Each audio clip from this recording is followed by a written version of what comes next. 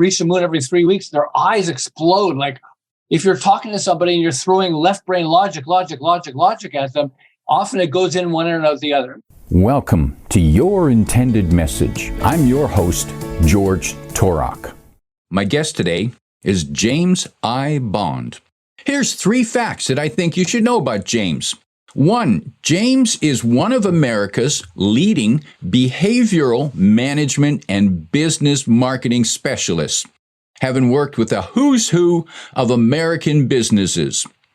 His breakthrough marketing book called Brain Glue, How Selling Becomes Much Easier by Making Your Ideas Sticky, is getting rave reviews by showing how using behavioral triggers has transformed hundreds of ordinary products into blockbusters of success by applying a few simple changes.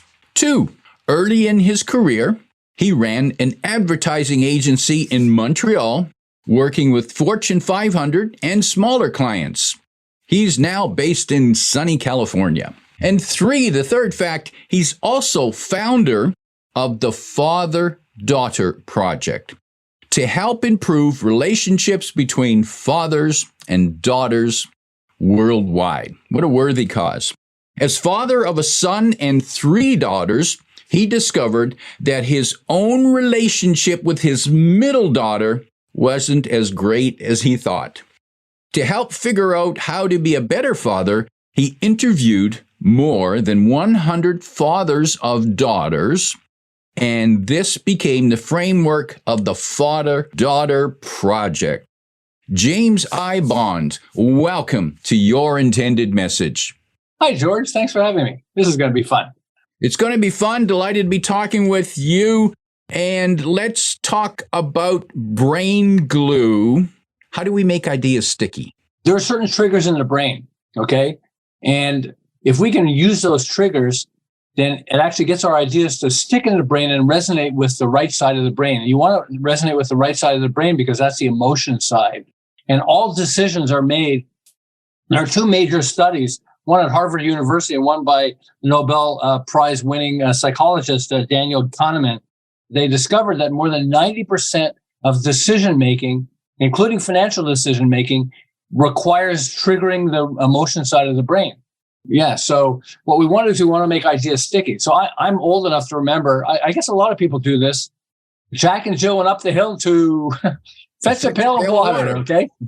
I think the last time I heard that was like 60 years ago. I'm an old guy, okay? And yet on my deathbed, somebody could start by saying, Jack and Jill went, and I'll finish the whole phrase. Why do I remember it? Because it's poetry. You know, Dr. Seuss, Theodore Geisel recognized this, and Dr. Seuss is filled with a rhyme. And so when O.J. Simpson was up for his trial, Johnny Cochran, his lawyer, he could have said, they found the glove, and they said, this is the glove of the guy who killed the woman, okay, his wife, and her boyfriend, I guess. So Johnny Cochran said, if the glove don't fit, you must acquit. Even the lawyers use poetry. And I remember there was tons of evidence. They had 2 of the jurors sitting next to each other being interviewed by a journalist. And the journalist asked, well, with all that evidence against OJ, why did you acquit him? Why did you find him, let him go? And one said it while the other was nodding her head. And she said, well, we knew if the glove don't fit, you must acquit. The glove didn't fit, so we had to acquit. Poetry. And poetry is really powerful, but that's only one of the tools of brain glue. But we recognize that I came from a logical background, mechanical engineering. And so although I ran a behavioral management firm in Southern California for 13 years, lucky 13, by the way, because I've always been fascinated by the psychology of why people do things. When we understand if you throw too much logic at a person, it literally turns off the right side of the brain, which is the emotion side of the brain. And so it becomes harder to get them to make a decision. Okay. I remember I was working with a finance company focusing on the behavioral management side. Okay. I don't want to say who this person was, but they were talking to somebody who's a world famous musician. And I know what they were doing because I was teaching them how to market this thing, this service, this tool that they had. And so this one guy was talking to this famous musician, and he said, blah, blah, blah. I think you could make as much as 12% on this. And you could see that guy's eyes were glazing over, you know? I mean, I try to remind these guys, have you any idea how many people hated math in school and you're throwing math at them? But he said, yes, I mean, you can make up to 12% on this. It's really good. And the guy's eyes were glazing over. And so I came over because I know how this worked. And I said, well, actually, just so you know, John Lennon, before he died, actually invested in this too. And that's why when he died, so much of his money was retained by the family and, and his estate. And the guy went, oh, John Lennon did it. Yeah, I definitely will do it. And it helps you understand. So I've got this great quote, okay? I mean, this great statistic. Americans discard 2.5 million plastic bottles every hour. Sounds like a lot, doesn't it? 2.5 million, 2.5 million bottles. How much is that? When somebody throws the number at you, what does it mean? So what if I add this phrase, okay? Americans discard 2.5 million plastic bottles every hour, enough to reach the moon every 3 weeks. I have people, and I say that to them, and they go like, yikes. In the first part, I say it's the 3.5 million plastic bottles an hour. Well, that sounds like a lot, but when I say it's enough to reach the moon every 3 weeks, their eyes explode like, wow, are you kidding? That's how much we discard? And so we have to understand that if you're talking to somebody and you're throwing left brain logic at them, often it goes in one ear and out the other. I mean, there has to be emotion. If they like you or trust you, there's emotion there, okay? If you're talking to the masses and you're just throwing emotion at them, or you're running an advertising campaign or a social media post or whatever else, and you're just throwing logic at them, often it just goes in one ear and out the other. And that's why when you can introduce brain glue into a phrase, it triggers different parts of the brain and makes the people much more responsive to what you're pitching. Does that make sense? And James, so tell me if I'm hearing right. I'm hearing possibly 3 different techniques there that you just described, you demonstrated. You started by talking about the rhyming. Mm-hmm. And so that's one technique to reach the brain. And then you talked about the 3.5 million bottles, and you gave it a visual context, right? So a different right. way of glue. And the other one was, tell me what that was again. I don't know, but I don't remember. I'm getting old. There's 2 of us. But I will tell you, I have 14 of these things that are really amazing. I mean, think of, if anybody remembers Kurt Cobain, and he had a song called Smells Like Teen Spirit. Ew, what does Teen Spirit smell like? Is that like a locker room? And yet he did sensory elevation, I call it, as one of them. There used to be ads for Alka-Seltzer, plop, plop, fizz, fizz. Oh, what a relief it is, okay? Because they're using sensory elevation. So just by hearing the words plop, plop, fizz, fizz, it awakens your senses and the right side of your brain, the emotion side of your brain. And so, Kurt Cobain recognized it. I mean, if it smells like Teen Spirit is memorable, I talk to people who don't even know the song. I can sing it. I'm not going to sing it right now. I'm not going to torture your audience here, or you. But I mean, they remember the name of the song, Smells Like Teen Spirit. And so it's sensory elevation is one of them. I had an advertising agency in Montreal. I worked my way up and we won major clients like Kraft, Timex, Avon, Abbott Laboratories, Seagram's, their world headquarters is in Montreal. I had good connections because people were really excited because of the quality work that I was doing, that we were doing for them. Logical, okay? And so we had an opportunity to win the anti-drug campaign in America. It was really going to be prestigious and it was going to be fun and we're making a big difference to people and all that stuff. And so we came up with logical reasons why you shouldn't do drugs. And they loved it. And then we saw what we lost to. And when I saw what we lost to, I knew they should have won. They're a gazillion times better than my logic. And so there are 2 issues. The first one was, so it's a guy holding an egg and says, this is your brain. And then he cracks the shell and drops the egg into a sizzling frying pan and says, this is your brain on drugs. Any questions? When I saw that, 2 things happened. One is I knew they should have won. It was profoundly better than anything that I could have come up with, which is the second problem I had, which was this was emotional selling. And I had no clue how to do emotional selling. I came from a logical background. And so I could tell you logical reasons why, but emotional reasons, things that trigger the emotional parts of the brain, are much more profoundly impactful than logic. And so I realized that school doesn't teach us how to do emotional selling. Okay. And libraries had only superficial things on emotional selling. So what I did was I created a passion box. I took a box and I wrote on a 3x5 card, your brain on drugs. So I'd remember that ad. And then I put it in the box. And I said, anytime I come up, I see something that's emotional selling, even if it's a phrase that somebody says, like President John F. Kennedy said, ask not what your country can do for you, ask what you can do for your country. Oh, that was interesting. I later learned it's called chiasmus, which is a flip. It's like the opposite of rhyme. winners never quit and quitters never win. It's like a flip. If you can't be with the one you love the one you're with. It's a flip. I heard a comedian say, use chiasmus. He said, I'd rather have a bottle in front of me than a frontal lobotomy.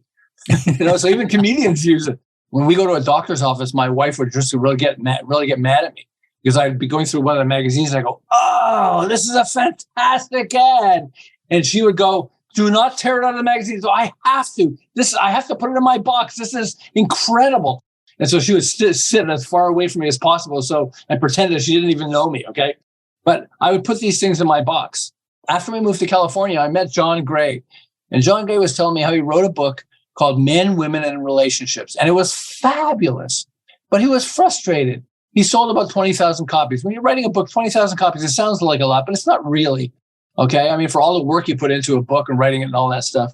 He's at a seminar where he's trying to promote the book and he said something and all the women started laughing hysterically. And the men looked at the women like, what was so funny about what he just said? And so he said, you see, I mean, women find certain things funny and men don't. Men find certain things funny and women don't. And not everything, but some things. And one woman screams out from the audience, it's almost like men are from a different planet. And he laughs and said, I guess men are from Mars. He's like, men are from Mars. And everybody laughed, men and women. When he got home, he thought, okay, if men are from Mars, where are women from? Women are from Venus because Venus is the god of love. So, and then he got this crazy idea. What if I change the title of my book to Men Are From Mars, Women Are From Venus? And I'll go through the book and I'll just put like references to Men Are From Mars, Women Are From Venus, but it'll be the same book, but I'll refer it to Men Are From Mars, Women Are From Venus over and over again. What do you think happened? Almost overnight, he sold 500,000 copies, then 1 million, then 2 million. You know how many books he sold? 50 million books. By the way, at $10 a book, that's, $500 million, $500 million. I mean, that's amazing. He went from 20,000 books to 50 million books just because he changed the title. He changed the title enough that a gazillion people wanted to buy the book. I remember being in a bookstore and I'm looking at books and I go, Men Are From Mars, Women Are From Venus. Oh, that's funny. What's that? I picked it up. That's what you want, right? In a bookstore or, you pick it up. You pick it up, there's a greater chance you're going to buy the book. So when I got home, I was going to put the book inside my passion box. Then I thought, no, this is too important. This is powerful. And so what I did was I put the book on the bed and I dumped my passion box, which had a gazillion things. I've been doing this for 35 years, filling the passion box. So I got a lot of stuff in there. But I dumped it onto my bed and I said, this is the logic guy in me. Let me look for patterns. Are there patterns? Okay. So the first pattern I got was a metaphor. So Men Are From Mars, Women Are From Venus. We're not really from Mars. Ladies out there, I don't think we're really from Mars. We might be. I mean, maybe actually, but no. But it's a metaphor, okay, or analogy. So I said, okay, well, what else has a metaphor analogy? So the second one was Shark Tank.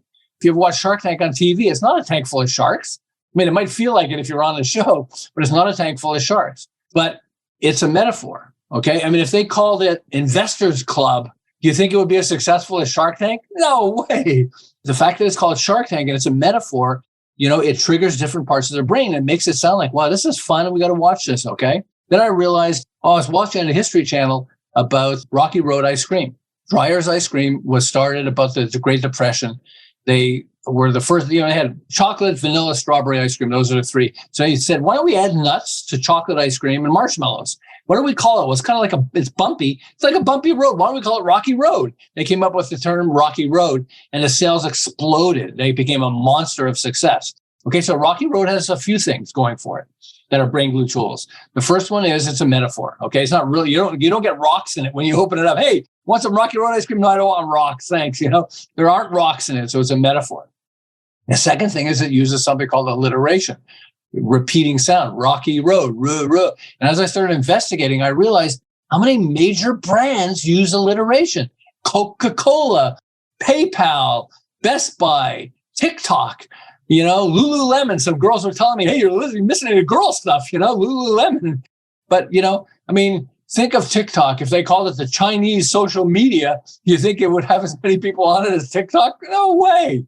Okay. And so alliteration works. They also use humor. And humor can be really powerful too. It triggers actually oxytocin in the brain. It actually makes people much more receptive to your ideas or products if you can say a joke. And I'm terrible at joke telling, but I still practice and people laugh even though they realize I'm just trying. I'm really a bad joke teller. So Rocky Road was launched during the Great Depression. in the 30s or whatever it was, the Great Depression. And so the Great Depression had a nickname. It was called Rocky Road. We're all on a rocky road. So Rocky Road ice cream, one of the things they would say is, we're all on a rocky road. We might as well eat Rocky Road ice cream, and made people smile, And then they went, okay, and they started buying it. And so when I realized, wow, these things are tools, and I could divide them up into like 14 different categories, it blew my mind, because I went like, wow, these are actual categories that stick to the brain like glue, that make it easier to sell stuff. So I had a client in Southern California who was a construction company. I had no experience with construction companies. I do now because I work with them and others since then. But there were three partners who after 10 years had 2 million in sales. That's not bad. 2 million in sales after 10 years. I mean, it's a construction company, so a lot of it is costs and things like that. But still, in 1 year, by applying brain, so it was one of the first companies I started applying brain glue with. I said, hey, I have this thing. Let me try this. In 1 year, I took them from 2 million to 10 million. It took them 10 years to go to 2 million. I took them in 1 year to 10 million. And then 2 years later, they reached 32 million in sales. So how did I do it? So the first thing I did as a marketing consultant, I focus on behavioral management. As a marketing consultant, I got a whiteboard, and I said, let's make a list of every different type of client you go after. Okay. So it was a massive board. It took a while, who else, what else kind of companies, I went through some of their files. Oh yeah, we work with this type of company and that type of company, et cetera. And then I said, okay, we're going to play a game. And the game is you have to pick one type of company you're going to focus on, and only focus on them, and refuse working with everybody else. And they said, well, we can't do that, because they would do it for homes and groups of homes in a community and manufacturing facilities. They would say no to nobody. Okay. And I said, I understand that. We're not going to get you to say no yet. I just want you to focus on, if you had to pick one that you were just going to focus on this one, who would you pick? What would you pick? And they said, okay, after a lot of soul searching and brain searching, they came up with a fire restoration for insurance companies. Meaning every time an insurance company's client has a fire, you have to go in and first check, did the frame get damaged? If it does, you have to tear down the whole house. If the frame isn't damaged, then you can build a house around it, but make sure it isn't going to catch fire again, because you have, all those types of things. So there's a process you go through. And I said, okay, fire restoration for insurance companies. So every time an insurance company's client has a fire. So let's come up with a really cool name and the way to describe it. And so I came up with this concept. Why don't we call you guys the fire extinguisher for insurance companies? I use the word fire because the client is going to think of fire. So fire something. And so we said, fire extinguisher is a good one. So, and we'll call it Fire X. Okay. And so now they would go in and pitch to insurance companies. They would say, just think of us as the fire extinguisher for you guys. Okay. Every time your client has a fire, we're the fire extinguisher. You want to bring in the fire extinguisher.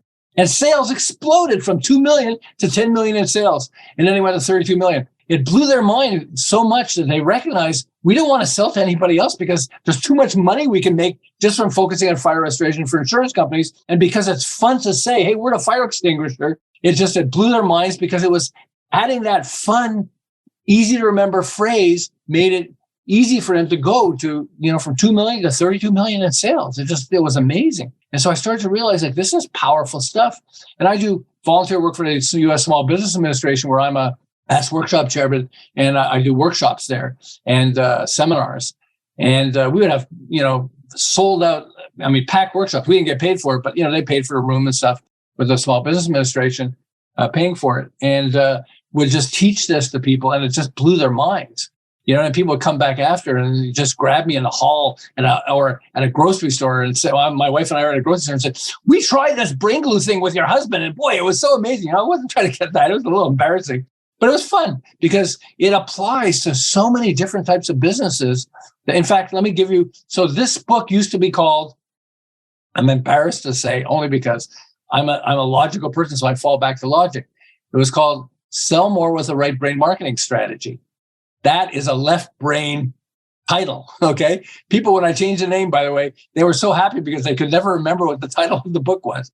So I had Jack Canfield, who wrote Chicken Soup for the Soul and the series. And so he sold 500 million books. So you have 100 million Chicken Soup for the Soul and 400 million of the Chicken Soup for the Teenage Soul, Chicken Soup for a Cancer Survivor Soul, things like that. So 500 million books. The guy's massively wealthy. He doesn't need me to tell him anything. But he got mad at me. He said, I had a chance to meet with him. He said, you just really pissed me off. I said, sorry, what did I do? He said, I was just going to read a little bit of your book and I couldn't put the thing down. This was amazing. He said, in fact, I'm buying books for everybody in my company. I'm requiring everybody to read the book. which is like, really? Thank you.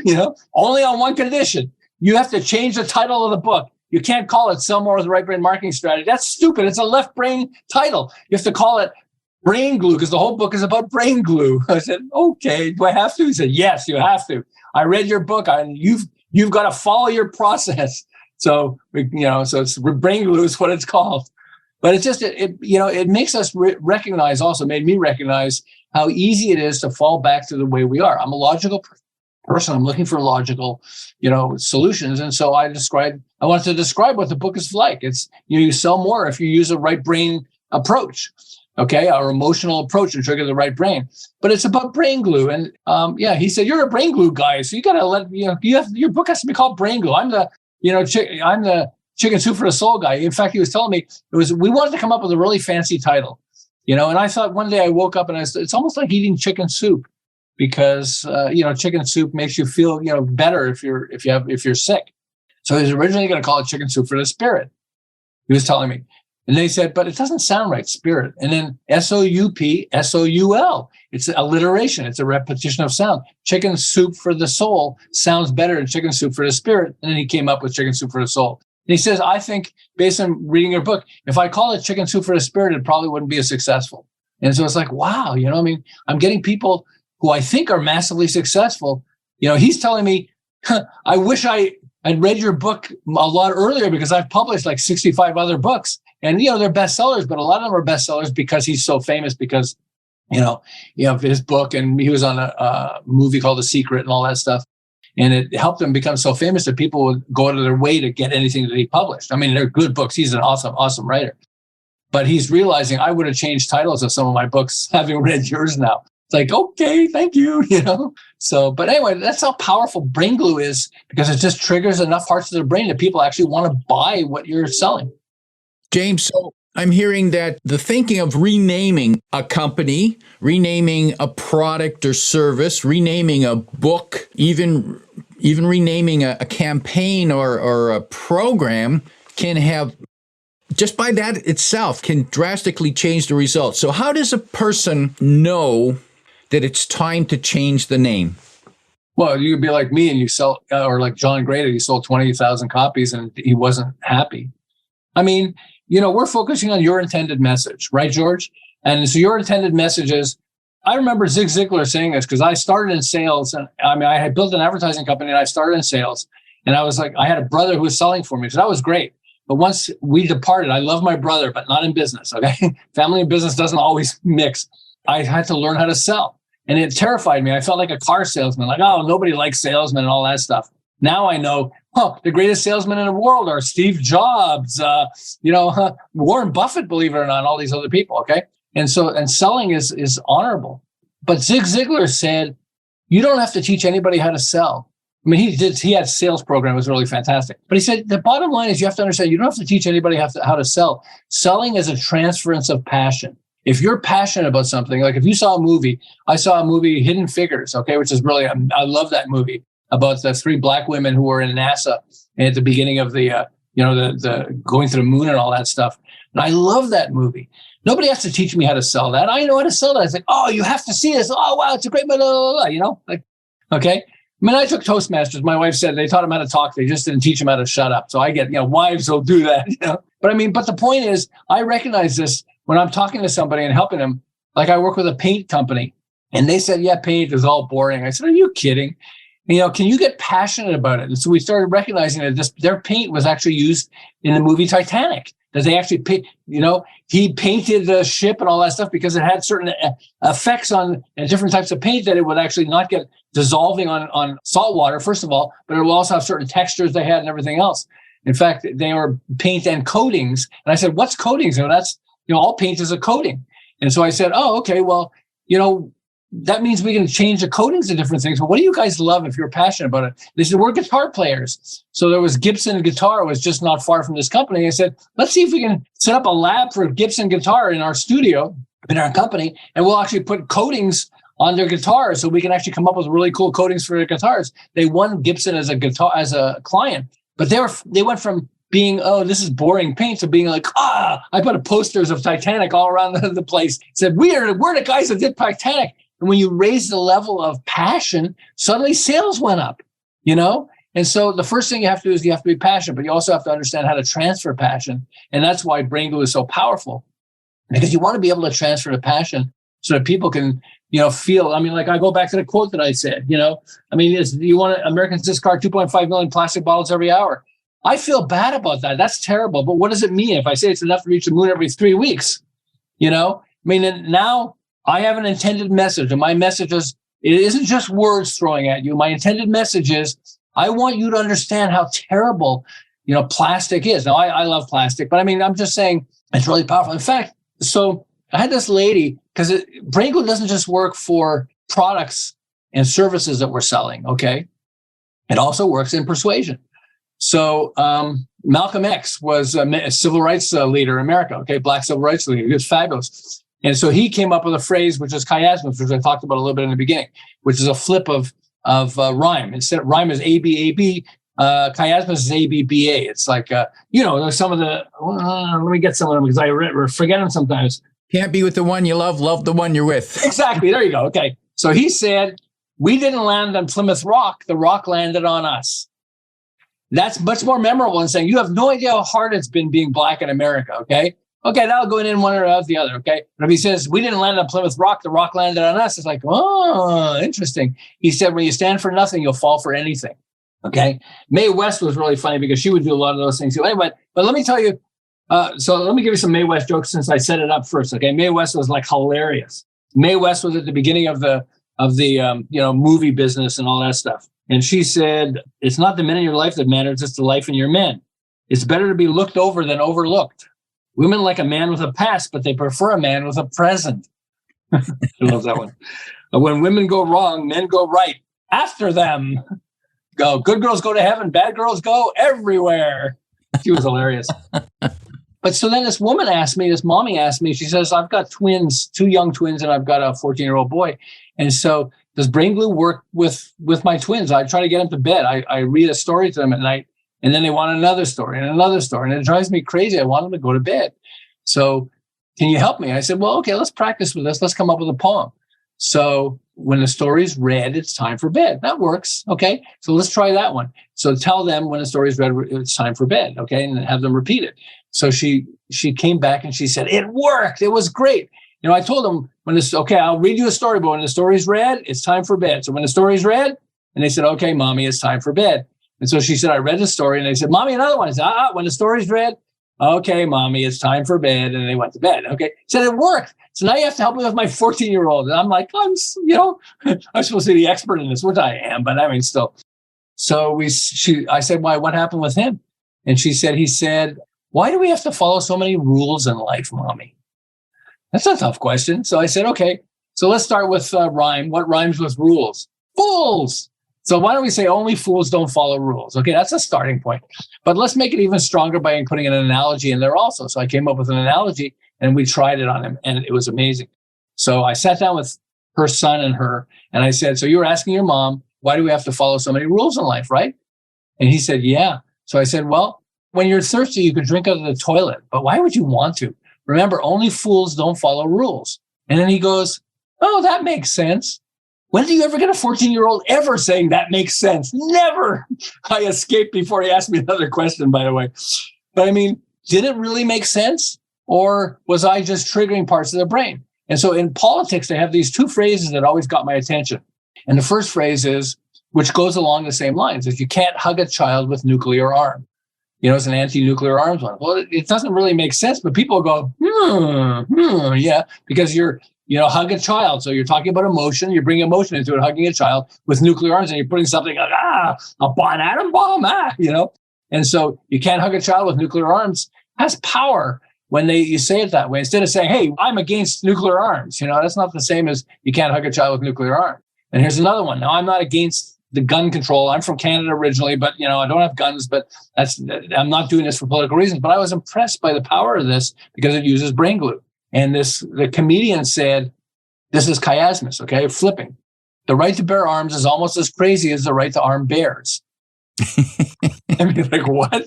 And I hear people, I see people, I say that, I see people, some people who are really into it, like, oh, Yeah. They laugh while they're nodding their head.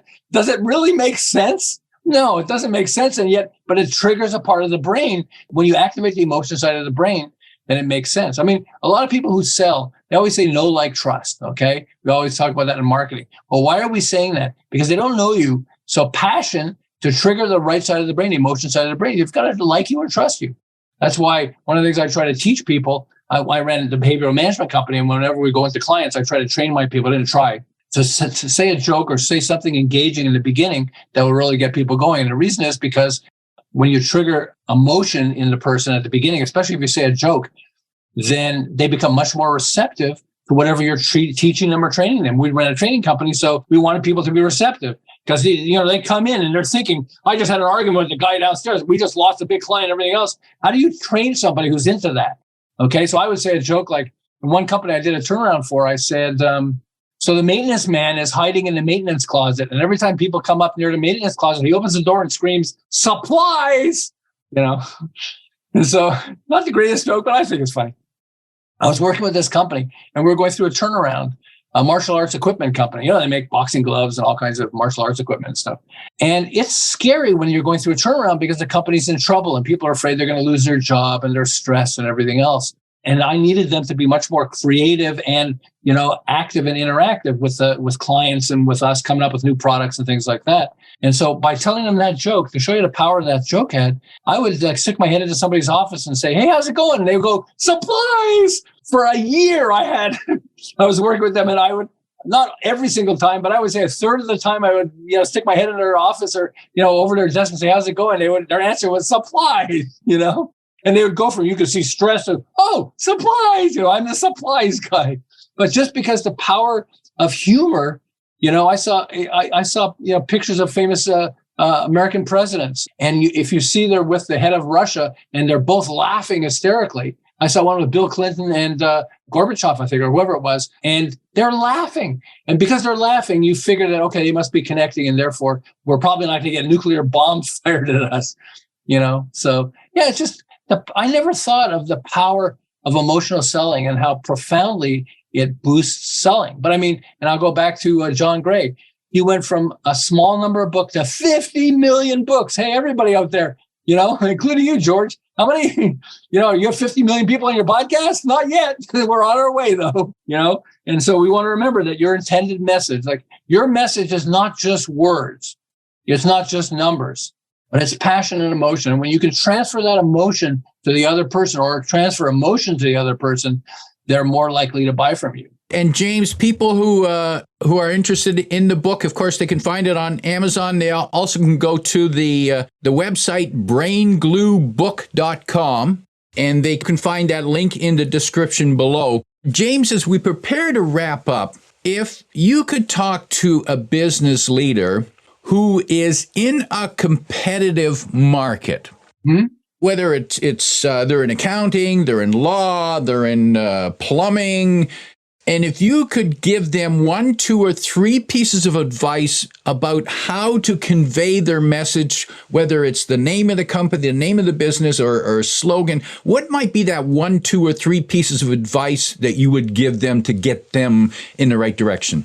Sell from passion. Okay. I'll give you a great example. I'll give you 2 examples. One is a guy who made an electric razor that shaves man's private areas, okay, private parts. And so we're thinking, okay, and he didn't want to offend people, but he wanted to make it clear what he was offering. So he went analogy, and analogy is a great one to go and pick the craziest analogy to think of first, and then you can work your way down. Often the craziest analogy could be the best. So what was his analogy? It's just like a lawnmower. So he called the product the lawnmower and generated like over 100 million of sales because he came up with this crazy title, the lawnmower. People went, you see that shaver? That's the lawnmower. So not only do people want to buy the product, but they want to share the name. Hey, guess what I just bought? I bought the lawnmower. What? Yeah, it shaves private parts. It's amazing. People knew what it is, and they came up with a crazy idea. So Carrie Smith had a company, and he ended up buying a small company to add to his company, and they made it really huge fans for farms. Because, on a farm, you have cows. You're not going to have air conditioning in the barn, but you could have a big fan and put a big fan up there. And so that's an easy way to do this. And so they made really large fans. It was really good. He eventually figured out, hey, I can sell it to industrial companies and construction, and big factories and stuff like that too. And so he came up with this ad that was really funky. And he said, if you're talking to a person, what would you call it? It's not just a big fan, it's a big ass fan. So he came up with big ass fans, and sales took off like crazy. And he was so much so that he changed the company's name to Big Ass Fans. And eventually, after 15 years, he sold it for, get ready for this, $500 million. Okay. But along the way, he was Big Ass Fans, and as he was changing the name to Big Ass Fans, he recognized, I want to sell other products, not just fans. And it distracted him. And because it distracted him, he realized, wait a second, I'm selling Big Ass Fans. That's selling like crazy. Everything else, we're making low profit margins and it's not doing that well. Let's just focus on Big Ass Fans. And by focusing, which is my set, the first one is think of an analogy that's really crazy. And then, about how to describe your product or service. Okay. It's just like, we had a behavioral management firm. And so people didn't understand what we did. So we came up with this analogy, and it became easier to sell. We're just like a personal trainer. Personal trainer shows up at your house at 5 a.m. If they show up at my house at 5 a.m., I'd throw them out. But anyway, but they show up at your house really early, and they get you to do push-ups and sit-ups and whatever else, okay? Well, maybe you can do 10 push-ups by yourself, but if you have a personal trainer pushing you, you'll do 20 or 30 push-ups. Come on, you can do two more. Yeah, you got it, okay? And we do that with your senior management. We'll take them and tackle stuff outside their comfort zone. Not massively outside the comfort zone, but slightly outside the comfort zone. And if you get all your key people tackling something outside your comfort zone, your company will take off like gangbusters. And so by using the analogy, that was really powerful. So that was the first thing. And then the second is think of an analogy. I mean, Brain Glue has lots of tools, but analogy is a good one to start with, okay? And a crazy one, the crazier the better. Think outside the box. And the second one is focus. If you can identify, like I did with the construction company, identify the different markets you're going after. Can you focus on what would happen if you focus just on one? And you want to experiment, make sure it's worthwhile for you. But I can't tell you how many companies we've worked with, and they think I'm brilliant, but I just have this thing I do. Let's simplify it down and focus on one. Steve Jobs did that. They had so many products, and he created a table and said, if it doesn't fit on the table, we're not selling it. This was a small table. And they said, but we have all these products. I don't care. It's got to simplify it. So what happened? He became the most valuable company on the planet, okay? Because he simplified. So you can simplify your message. It becomes really powerful. And the third one is just, have passion about what you're selling. Like I go back to my, my paint company that I was working with, I mean, to them, it was just boring paint. I mean, how excited can you get about paint?